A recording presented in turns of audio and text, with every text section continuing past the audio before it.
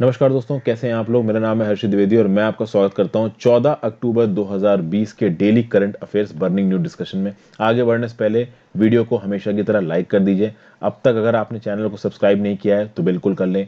Instagram पे follow करके आप मुझे मैसेज करके अपनी जेन्युइन क्वेरीज को क्लैरिफाई कर सकते हैं। टेलीग्राम ग्रुप ज्वाइन कर लीजिए, वहां पे मैं अपने लेक्चर्स की पीडीएफ जैसे डेली एडिटोरियल और ये जो करंट अफेयर्स है इसकी पीडीएफ अपलोड कर लेता हूं।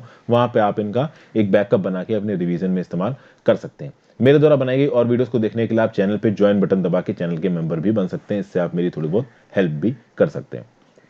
यहाँ पे आईएमएफ की तरफ से एक न्यूज निकल के आ रही है, India's economy to contract by 10.3% this fiscal. यानी कि इस फिस्कल में, यानी कि 2020-2021 में जो इंडियन इकोनॉमी है वो 10.3% से घटेगी। ऐसा किसने बोला है? ऐसा इंटरनेशनल मॉनेटरी फंड ने बोला है। इंटरनेशनल मॉनेटरी फंड ने ग्लोबल ग्रोथ के लिए क्या बोला है कि ग्लोबल ग्रोथ में जो कमी होगी वो होगी 4.4% की। ये आईएमएफ ने किसने बोला? तो इनकी जो वर्ल्ड इकोनॉमिक आउटलुक रिपोर्ट निकली है 2020 की, जिसका टाइटल है a long and difficult ascent, इसमें ये सारी बातें बोली गई। तो एक बात याद रखिएगा कि वर्ल्ड इकोनॉमिक आउटलुक अक्टूबर 2020 की जो रिपोर्ट आई है इंटरनेशनल मॉनेटरी फंड की, इसका टाइटल है a long and difficult ascent. उसके बाद अगर आप देखोगे, जून में जो प्रोजेक्शन आया था आईएमएफ की तरफ से इंडियन इकोनॉमी का, वो आया था कि इंडियन इकोनॉमी -5.8% गिरेगी। लेकिन अब प्रोजेक्शन आ रहा है -10.3%, और ये एक बहुत बड़ा नंबर है, बहुत ज्यादा गिर रही है। यूएस इकोनॉमी की बात की जाए तो कहा जा रहा है कि यूएस इकोनॉमी गिरेगी -4.3% और अगले साल उठेगी 3.1%। इंडिया के लिए ये बोला गया है कि इंडिया की इकोनॉमी -10.3% घटेगी और अगले साल यानी 2020-21 में 8.8% की ग्रोथ होगी। यूएस इकोनॉमी में बोला गया कि वो इस साल -4.3% गिरेगी और 3.1% नेक्स्ट ईयर बढ़ेगी। यूरोप की इकोनॉमी के लिए बोला गया कि 8.3% गिरेगी और अगले साल 5.2% उठेगी। यानी इस साल मतलब 2020-21 और अगले साल 21-22। फाइनेंशियल ईयर आपको पता है ना, अप्रैल से मार्च चलता है अगले साल। और चाइना की इकोनॉमी इस साल 1.9% का इंक्रीमेंट है। पूरी दुनिया जब नीचे धत्ते में जा रही है, ये बोला जा रहा है कि चाइना की इकोनॉमी अभी भी ग्रो कर रही है, 1.9% से नेगेटिव नहीं गई, 1.9% ग्रो करेगी चाइना की इकोनॉमी। और अगले साल यानी 2021-22 में चाइना की इकोनॉमी 8.2% बढ़ेगी। तो अब ये आप समझ ही सकते हो कि चाइना कितनी जबरदस्त उनकी इकोनॉमिक प्रोग्रेस है कि जब पूरी दुनिया की इकोनॉमी नीचे जा रही है तब भी चाइना की इकोनॉमी बढ़ रही है। अच्छा, इसके बाद अगर आप देखो, एक बहुत सीवियर सेटबैक आया है, बहुत इंप्रूवमेंट आया है लोगों के लिविंग स्टैंडर्ड्स में।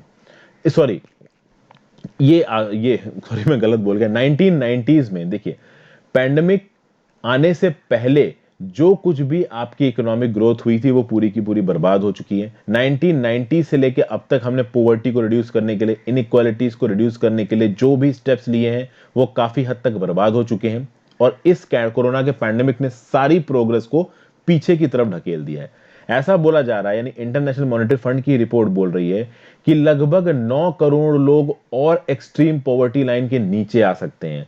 वर्ल्ड बैंक ने देखिए ये डिसाइड बोला है, सॉरी, ये जो एक लिमिट है ना $1.9 पर डे की, इस $1.9 पर डे के नीचे आती है अगर आपकी कमाई, तो आप एक्सट्रीमली पुअर में आते हो। इंटरनेशनल मॉनेटरी फंड ये बोल रहा है कि 9 करोड़ लोग अभी इसके नीचे और चले जाएंगे। और लास्ट वीक वर्ल्ड बैंक ने बोला है कि 2020-21 में 150 मिलियन एडिशनल एक्सट्रीम पुअर हो सकते हैं। यानी वर्ल्ड बैंक बोल रहा है कि 15 करोड़ और पुअर हो सकते हैं, आईएमएफ बोल रहा है 9 करोड़ और पुअर हो सकते हैं, तो एटलीस्ट 9-10 करोड़ तो और पुअर आने ही वाले हैं।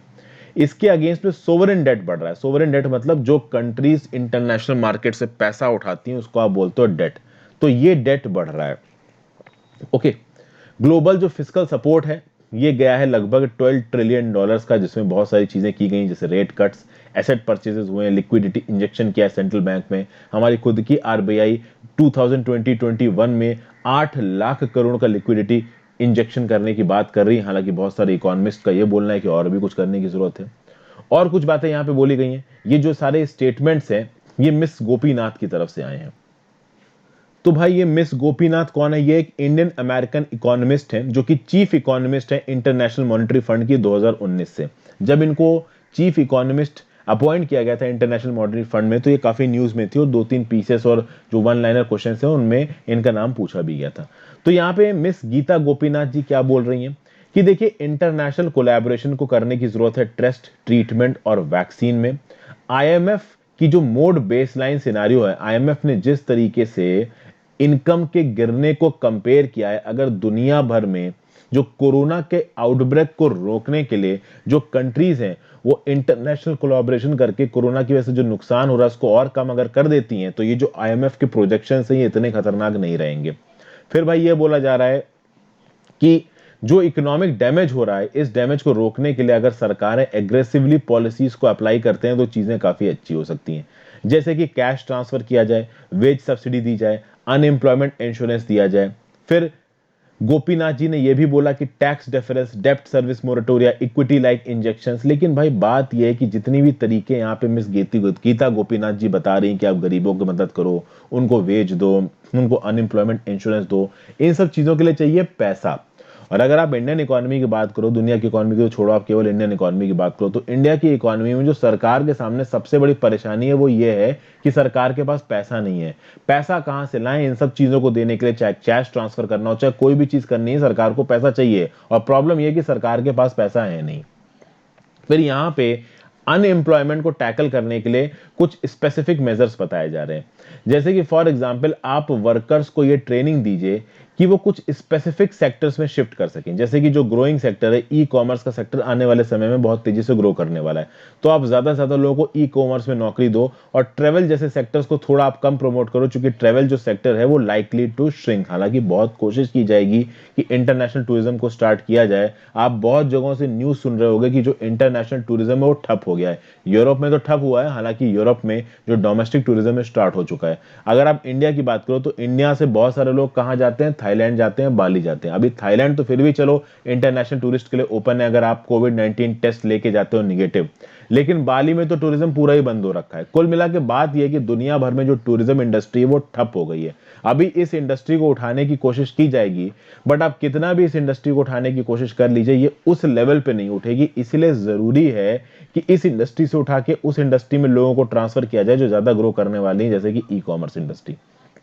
फिर बहुत सारे मेजर्स दिए जा सकते हैं इन इंडस्ट्री को गवर्नमेंट के द्वारा, जैसे इंस्टीट्यूशनल ग्रांट्स दी जा सकते हैं, कंसेशन फाइनेंसिंग, डेब्ट रिलीफ। अब ये सब बातें तो बहुत अच्छी अच्छी हैं, बट करोगे कैसे? पैसा होना चाहिए ना। जनरल स्टडीज पेपर 3 में ये चीज आपको काम आएगी। फिर फाइनली एक और टॉक्स यहाँ पे फेल होती नजर आ रही हैं।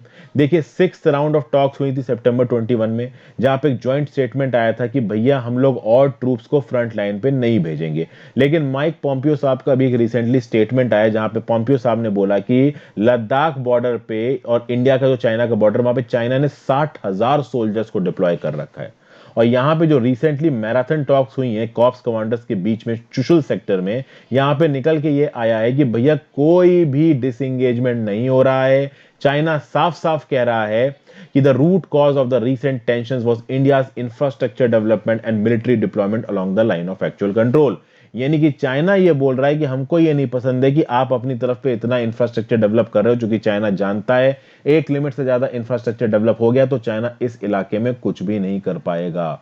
और भैया देखिए इंडिया ने अभी रिसेंटली बहुत सारा मैसिव लेवल पे जो बॉर्डर इंफ्रास्ट्रक्चर का जो कंस्ट्रक्शन है वो किया है। और यहां पे सीधे सीधे चाइना इंडिया के ऊपर ये इल्जाम लगा रहा है कि इसी मैसिव इंफ्रास्ट्रक्चर डेवलपमेंट की वजह से हम आपके साथ ये डिसएंगेजमेंट नहीं कर पा रहे हैं, ये मेन कारण है। अभी बात ये है कि चाइना को इस बात से प्रॉब्लम क्यों है? हम तो अपने साइड ऑफ बॉर्डर पे कर रहे हैं ना इंफ्रास्ट्रक्चर डेवलपमेंट, तो चाइना बोल रहा है this is not your side of border. China साफ साफ बोल रहा है। देखिए चाइना के जो स्पोक्स पर्सन है जाओ लिजियान, इनका क्या स्टेटमेंट है। First, I want to make it clear China does not recognize the Ladakh Union Territory illegally set up by the Indian side and does not recognize Arunachal Pradesh. We stand against the development of infrastructure facilities aimed at military contention along the border area. Based on the two sides' consensus, neither should take actions along the border that might escalate the situation to avoid undermining two sides' effort to ease the situation. मतलब China इतना जबरदस्त level पे, मतलब आप समझ लीजिए, अब क्या ही गाली बस नहीं दे रहा हूं, मतलब कि वो ये बोल रहे हैं कि हम इस लद्दाख की यूनियन टेरिटरी को रिकॉग्नाइज ही नहीं करते हैं, ये हमारी है। अक्सई चीन को जो कब्जा के बैठे हैं वो तो भूल जाओ, उसकी तो छोड़ी बात ही मत करो। वहां पे तो उन्होंने अपना बॉर्डर इंफ्रास्ट्रक्चर सब डेवलप कर लिया, सब कुछ कर लिया है। और अब वो लद्दाख में घुस रहे हैं और वो साफ साफ बोल रहे हैं कि जो लद्दाख को यूनियन टेरिटरी का स्टेटस दे दिया इंडिया ने, ये इलीगल है, हम इसको रिकॉग्नाइज ही नहीं कर रहे। मतलब वो लद्दाख में जो हम अपना कंस्ट्रक्शन कर रहे हैं उसको भी नहीं मान रहे, और हमारा जो इलाका वो लेके बैठ गए हैं उसकी तो बात ही करना छोड़ दो। उसके बाद आप देखोगे कि अगर अपने साइड पे जो इंफ्रास्ट्रक्चर डेवलपमेंट किया है वो उन्होंने जबरदस्त किया है।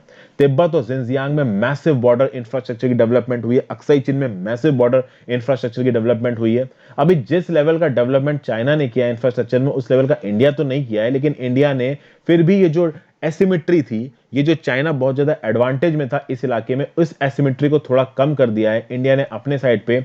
44 परमानेंट ब्रिजेस को बना दिया है 7 स्टेट्स और यूनियन टेरिटरीज में, जो कि बॉर्डर पे आ रही हैं। बॉर्डर रोड ऑर्गेनाइजेशन ने काम किया है ताकि लद्दाख के बॉर्डर पे, अरुणाचल प्रदेश के बॉर्डर पे जो पूरा का पूरा हमारा बॉर्डर इलाका है, वहां पे हमारी फोर्सेस बहुत ही कम समय में मोबिलाइज करके ले जाए जा चुके हैं, क्योंकि चाइना जैसी कंट्रीज बहुत ही ज्यादा एग्रेसिव हो रखी हैं लाइन ऑफ एक्चुअल कंट्रोल पे।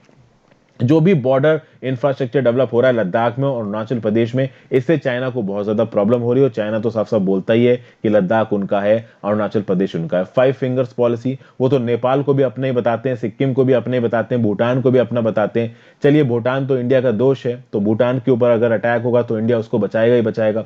सिक्किम तो इंडिया का है, तो बस की नहीं है चाइना वालों को छीनना।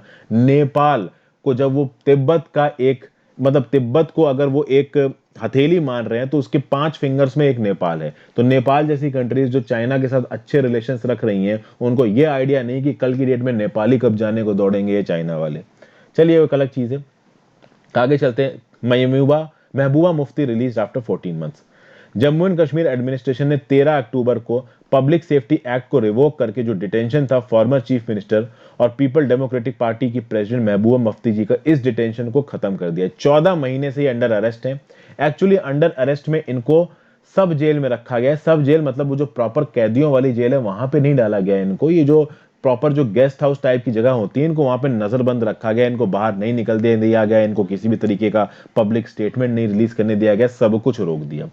तो in exercise of the powers conferred under section 19A of the J&K public safety act, the government revokes the detention order dated 5 February and extended for a period of 3 months on July 31, 2020 against mister Mufti. भैया बात यहां पे क्या कही जा रही है? 31 जुलाई को जो 3 महीने के लिए महबूबा मुफ्ती जी के डिटेंशन को एक्सटेंड किया गया था, तो अगस्त सितंबर अक्टूबर आ गया, अभी इस डिटेंशन को कुछ समय के लिए रोक दिया गया। बीच में इनको 2 अलग अलग सब जेल में रखा गया, फाइनली इनको अपने घर में शिफ्ट कर दिया गया, उसको भी सब जेल बना दिया गया। तो सब जेल मतलब नॉर्मल जेल मत समझिए, इनको प्रॉपर एक घर में रखा गया, लेकिन उस घर में इनको हाउस अरेस्ट किया गया। इनको बाहर निकलने की अनुमति नहीं थी, इनको जाके भड़काऊ भाषण देने की अनुमति नहीं थी, ये सब चीजें करी गई हैं। उसके बाद पीडीपी के स्पोक्स पर्सन ने बोला है कि महबूबा मुफ्ती जी एक प्रेस कॉन्फ्रेंस को ऑर्गेनाइज करेंगे श्रीनगर में अक्टूबर 16 में।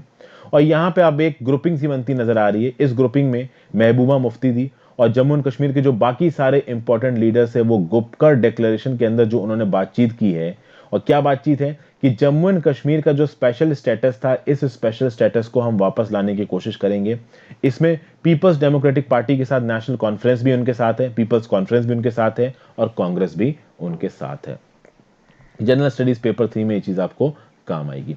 कांग्रेस, ऑब्वियसली बात है, इंडियन नेशनल कांग्रेस ये जो पार्टी है, ये ऑल इंडिया पार्टी है, तो बहुत ज्यादा समय तक ये इस चीज में साथ रहने वाले नहीं है। लेकिन जम्मू एंड कश्मीर में जो बड़ी पार्टीज हैं, वो तो भाई देखिए इस चीज को सपोर्ट करेंगी, वो चाहेंगी कि वापस आ जाए ये जो कश्मीर का स्पेशल स्टेटस है। हालांकि जब तक ये प्रेजेंट रूलिंग गवर्नमेंट है, ये वापस आने वाला है नहीं। और मान लीजिए कल की डेट में कांग्रेस की भी सरकार आ जाती, तो भी कांग्रेस इस डिसीजन को रिवर्स नहीं करेगा, क्योंकि इसका शायद कांग्रेस को ज्यादा ही सेटबैक लग सकता है।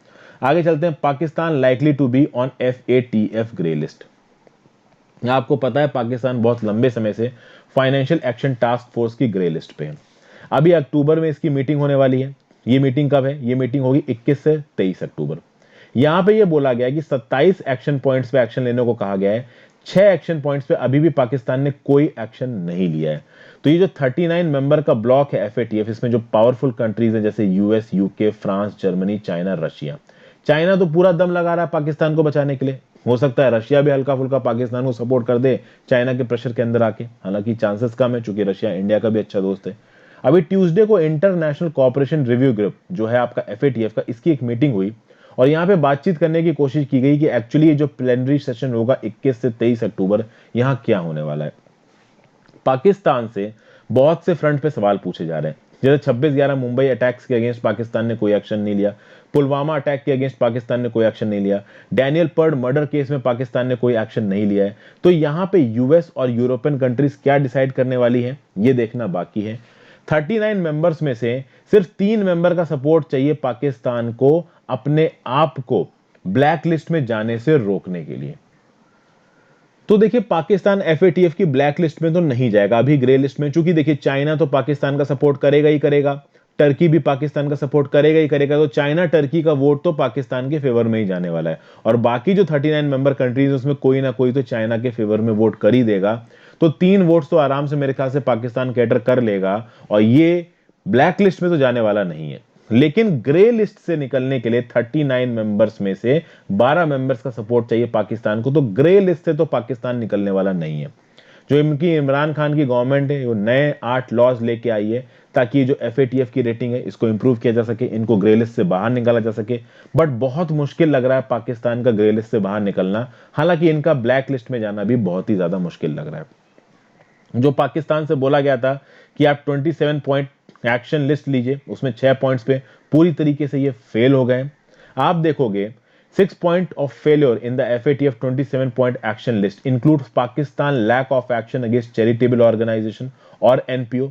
ये कौन से एनपीओ हैं जिनको चेक नहीं किया पाकिस्तान ने, जिनके कनेक्शन है टेरर ग्रुप्स के साथ। इन टेरर ग्रुप्स को already United nation security council ban कर चुका है, और बहुत सारे ऐसे बैंड इंडिविजुअल्स हैं और एंटिटीज हैं जो अभी भी पाकिस्तान के अंदर से ऑपरेट कर रही हैं, जैसे कि लश्कर तोयबा के चीफ हाफिज सईद, आप कह सकते हो कि एलईटी के चीफ जकीउर रहमान लखवी, और जैश ए मोहम्मद की चीफ मसूद अजहर। ये आज की डेट में भी फ्रीली पाकिस्तान में घूमते हैं, काम करते हैं, इनके ऊपर किसी भी तरीके का कोई भी मॉनिटरिंग नहीं है। तो बात दोस्तों यहां पे ये है कि ग्रे लिस्ट में तो पाकिस्तान रहने ही वाला है। अगर इसको ब्लैक लिस्ट में डाल दिया जाए तो क्या होगा? देखिए ग्रे लिस्ट का मतलब है मॉनिटर्ड ज्यूरिसडिक्शन, यानी कि इनकी इकोनॉमी पूरी तरीके से ओपन नहीं है। जो भी इन्वेस्टमेंट्स आएंगे, जो भी आप कह सकते हो इंटरनेशनल डीलिंग्स होगी पाकिस्तान की, उनको मॉनिटर किया जाएगा। लेकिन ब्लैक लिस्ट में होता है कॉल टू एक्शन, यानी कि बहुत सारे बैंकिंग रिस्ट्रिक्शंस लगा दिए जाएंगे पाकिस्तान के ऊपर। पाकिस्तान के लिए बहुत मुश्किल हो जाएगा बाहर से लोन ले पाना। तो अगर ब्लैक लिस्ट में डाला जाता है पाकिस्तान को, तो पाकिस्तान मजबूर हो जाएगा इन टेररिस्ट के खिलाफ एक्शन लेने के लिए। लेकिन जब तक पाकिस्तान को ब्लैक लिस्ट में नहीं डाला जा रहा है तब तक पाकिस्तान मजबूर नहीं है, और कहीं ना कहीं ब्लैक लिस्ट में पाकिस्तान को जाने से चाइना बचा ही लेगा। नेक्स्ट बात करते हैं, president Trump back on campaign trail with a roar. यहां पे प्रेसिडेंट साहब ट्रंप साहब को कोविड-19 हुआ था, वापस इन्होंने सैनफोर्ड फ्लोरिडा में एक रैली अटेंड की और वहां पे चिल्ला के बोला हियर वी आर। एक ही हफ्ता हुआ है इनको हॉस्पिटल से निकलने के बाद, कोरोना वायरस होने के बाद। यहाँ पे ये इन्होंने मास्क नहीं पहना था, सेवरल थाउजेंड का क्राउड था, इस क्राउड में भी बहुत सारे लोगों ने मास्क नहीं फेंका था। यहाँ पे ऐसा बोला गया है कि ट्रंप साहब ने रैली अटेंड करने से पहले इनको निगेटिव पाया गया कोविड-19 के लिए एक रैपिड टेस्ट को इस्तेमाल करके। हालांकि जो इनके डॉक्टर थे इन्होंने बोला कि जो निगेटिव टेस्ट है ये केवल रैपिड टेस्ट के दम पे नहीं है, और भी बहुत सारे टेस्ट और मेजरमेंट्स किए गए हैं। आगे बात करते हैं, US aiming to build an Indo Pacific NATO China. देखिए रिसेंटली चाइना ने बोला है और सबसे हाई प्रोफाइल क्रिटिसिज्म किया है क्वाड का। इनके फॉरेन मिनिस्टर वांग यी ने बोला है कि वॉशिंगटन चाह रहा है कि एक इंडो पैसिफिक नाटो बनाया जाए जहां पे यूएस, इंडिया, जापान और ऑस्ट्रेलिया होंगे, और ये चाइना को अटैक करेगा। चाइना के अगेंस्ट एक नाटो की ग्रुपिंग है, और ये इन्होंने बोला है मलेशिया में। पहले तो जब ये क्वाड बनाया गया था तो चाइना वाले क्वाड को एक ओवर हाइप्ड आइडिया बोलते थे, और ये बोलते थे कि ये एक हेडलाइन ग्रैबिंग आइडिया है जो एक सी फॉर्म की तरह डिसिसिपेट हो जाएगा। लेकिन शायद चाइना बहुत ज्यादा नर्वस हो रहा है और क्वाड के अगेंस्ट बहुत ज्यादा ओपनली बोल रहा है। मिस्टर वांग ने ये मलेशिया में बोला है। 5 नेशन की यात्रा पे निकले मिस्टर वांग, कम्बोडिया से मलेशिया आए थे, फिर ये आगे लाओस, थाईलैंड और फाइनली सिंगापुर भी जाएंगे। जनरल स्टडीज पेपर 1 में चीज आपको काम आएगी। Thank you for watching friends, have a great day.